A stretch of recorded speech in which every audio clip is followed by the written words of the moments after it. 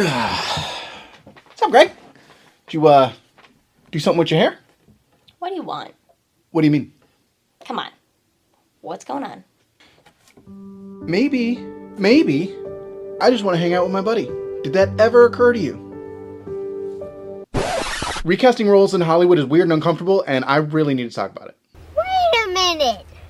Who are you? Roles are recast all the time. Sometimes an actor finds themselves embroiled in a controversy that the studio needs to distance themselves from, like Johnny Depp in the Fantastic Beasts series, or Ezra Miller in everything. Sometimes it's a contractual dispute between an actor and a studio over how involved they should be in the writing and direction of a project. Hell, the MCU alone recast 2 major roles for contractual reasons: War Machine and The Incredible Hulk. War Machine appears to have been a simple salary dispute.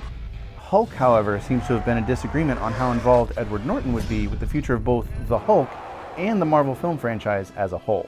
Mark Ruffalo was famously brought in to replace him, and it was absolutely the right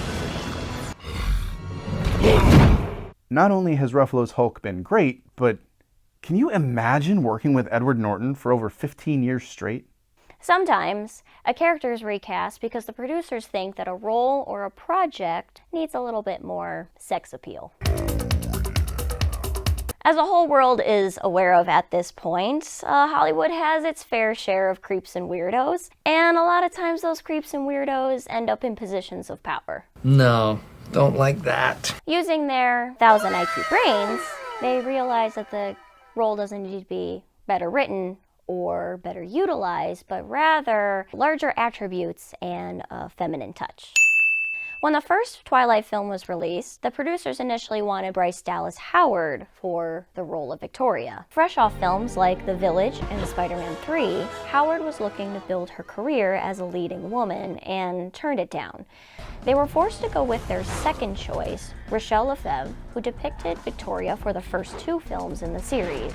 Following their explosive success, the studio claimed that scheduling conflicts arose, forcing them to bring back their first choice for the role, who just so happened to be a budding sex symbol in the public eye and had a pedigree that gave her serious clout both in studios and with the audiences. Most of the time when a role is recast, it's not mentioned directly on screen. It would be kind of a strange break in the fourth wall if it was, and it's a very intentional choice when a casting change is addressed by the characters in a film or TV show. However, sometimes it's even more strange when the characters don't address a change in a character's appearance or portrayal. Take, for example, the Tim Burton Batman and Batman Forever.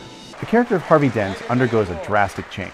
Even more drastic than being doused in acid and half of his body suddenly being purple and apparently really horny. No, Harvey goes from being portrayed by Billy D. Williams to Tommy Lee Jones. Fortune smiles, another day of wine and roses. Maybe Schumacher just got the men confused. After all, both of their middle names do rhyme with free, so maybe on paper they look similar. In person, however, the difference is obvious. Williams' wardrobe is classy and immaculate, whereas Jones's is over the top and wacky.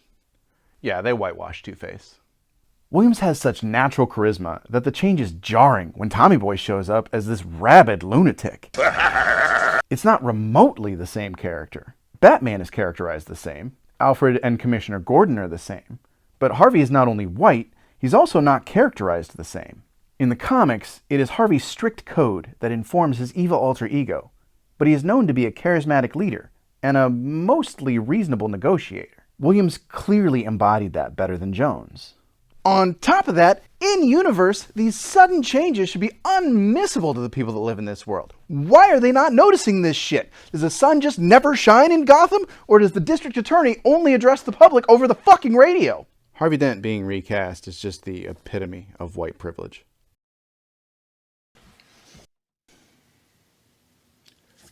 New shirt. No. New glasses? No, I'm not even wearing glasses.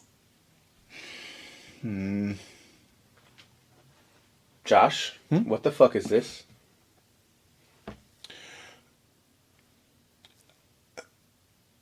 Wait.